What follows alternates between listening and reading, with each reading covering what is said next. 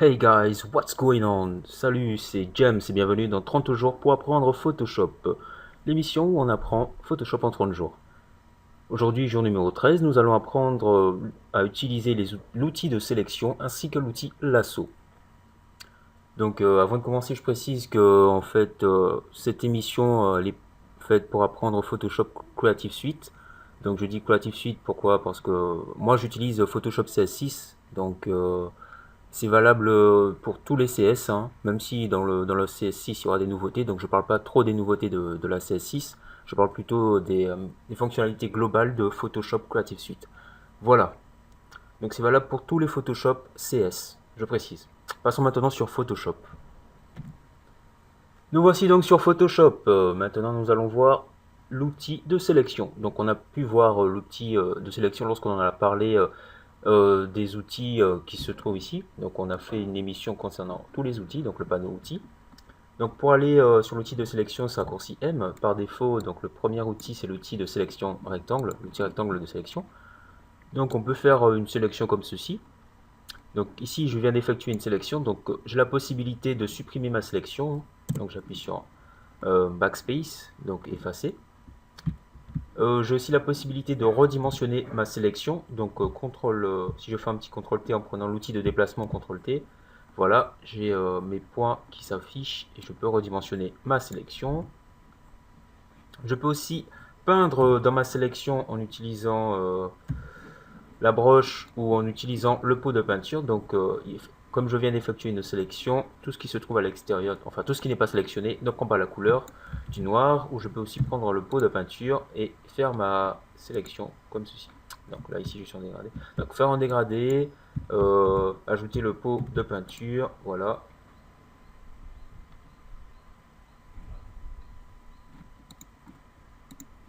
Peut-être mettre un petit rouge, je sais pas. Voilà. Voilà. Donc je vais juste désélectionner tout ça. Ah oui, petit truc. Voilà. Alors, donc ici dans la barre d'options, on a des fonctionnalités que l'on retrouve notamment ici pour les options. Donc je vous laisse voir tout ceci. Ensuite, comme on a pu le voir au début, on a la possibilité d'ajouter plusieurs sélections. Donc ici, j'ajoute une sélection. Je peux aussi utiliser l'onglet ici, l'option qui permet d'ajouter une autre sélection. Donc on voit un plus apparaître à côté de mon point qui me permet de faire la sélection et tout. Je peux aussi enlever des sélections, donc un moins qui apparaît, donc enlever des parties de sélection, enlever comme ceci, voilà. Donc supposons que j'ai cette option qui permet juste de faire une sélection et que je veux ajouter une autre sélection, il me suffit de maintenir la touche Shift enfoncée, et temporairement je peux ajouter d'autres sélections, donc voilà. Et si je veux les enlever, il me suffit de maintenir Alt enfoncé, temporairement j'ai l'outil de enlever la sélection et tout, comme ceci, voilà. Donc pour intervertir les différents outils, il me suffit de maintenir Shift et le raccourci de cet outil, donc Shift M pour passer vers l'outil ellipse de sélection, comme ceci. Donc je peux faire une ellipse de mon choix, comme ceci. Donc pour créer une ellipse de parfaite dimension, donc une ellipse proportionnelle quasi ronde, il me suffit de maintenir la touche Shift enfoncée, enfin de faire un clic, de maintenir Shift enfoncé, et voilà. Donc je peux bien entendu déplacer ma sélection. Je peux faire de même, donc CTRL D pour désélectionner ou ensuite sélection, désélectionner, ici.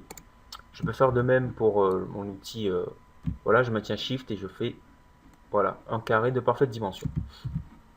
Donc ici, on a la possibilité aussi d'effectuer une sélection carrée sur une rangée, donc 1 pixel à peu près, ça se voit à peine, hein, et voilà. Voilà, donc c'est assez simple. On a aussi l'option ici, donc je fais une petite sélection qui permet en fait de modifier le contour progressif. Donc notamment, je vais plutôt prendre l'outil rectangle de sélection. Je vais mettre un contour, donc ici lorsque je fais ma sélection, on voit que les bords sont carrés, sont droits. Je vais mettre un contour progressif de 50 à peu près, hein. Voilà. Et on voit que là les bords sont arrondis, donc quasi arrondis. Si j'ajoute une couleur, donc je prends la broche, j'ajoute une couleur. Voilà, donc j'ajoute une couleur à l'intérieur. Donc là, on voit que ça déborde, mais pourquoi? Parce que j'ai en fait mis, comment vous expliquer ça? En fait, c'est le contour progressif.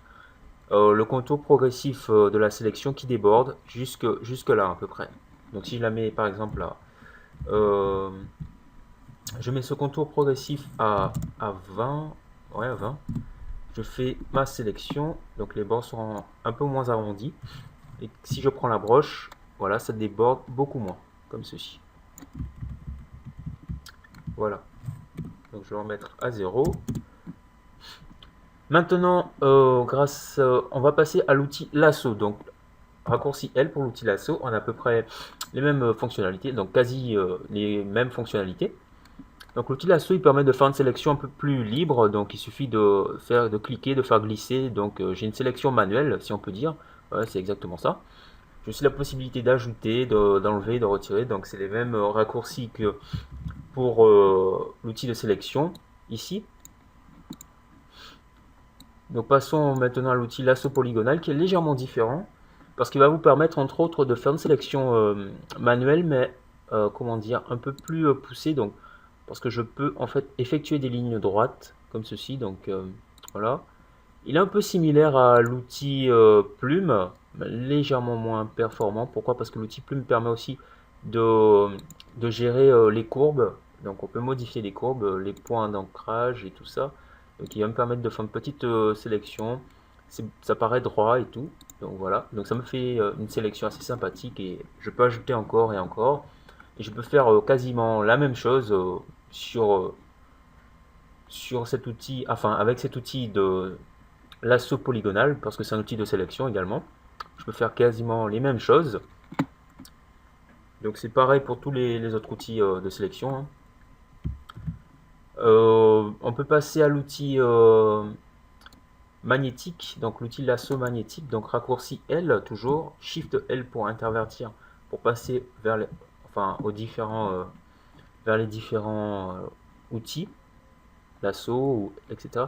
Donc l'outil lasso magnétique, il est similaire à l'outil lasso polygonal, sauf qu'on va dire qu'il est intelligent. Pourquoi? Parce qu'en fait, il va regarder l'image. Et donc on a des options pour améliorer le rendu de la sélection. En fait, il va prendre sur l'image les points qui va lui servir de sélection. Donc je m'explique. Donc je vais faire un petit point ici. Donc il est assez intelligent, puisqu'en fait, là je clique pas du tout. Il va juste positionner des points comme ceci. Donc voilà, je lui indique juste où il faut aller, et lui positionne ses points comme ceci. Voilà. Donc il voit que c'est à peu près droit et tout, donc la sélection est à peu près droite. On peut arranger tout ça en modifiant, voilà. Donc il suit les courbes de l'image et, et voilà. Donc si je change les contrastes, enfin je change les options, je mets diverses options, je mets 5, 5, 5 par exemple, j'aurai un rendu différent, bien entendu. Voilà. Voilà. Donc c'est assez sympathique. Donc si par exemple mon calque était bloqué en fait, enfin bloqué comme au départ. Donc si par exemple, comme je l'ai dit, mon calque était bloqué comme au départ, donc au départ quand on ajoute une image et tout, enfin quand on ouvre une image ou un quelconque, ouais, une image surtout, donc le calque est verrouillé par défaut. Si j'avais fait une sélection et que j'avais par exemple utilisé l'outil, enfin plutôt j'avais voulu supprimer la sélection à l'intérieur, j'aurais eu cette option, enfin cette fenêtre qui apparaît, donc l'option remplir qui me permet en fait soit de supprimer euh, la sélection, de changer la sélection, d'intervertir, enfin de d'ajouter la couleur d'arrière-plan ou de premier plan, une couleur quelconque, ajouter du noir, du gris, autre. Donc ça c'est une option un peu plus poussée.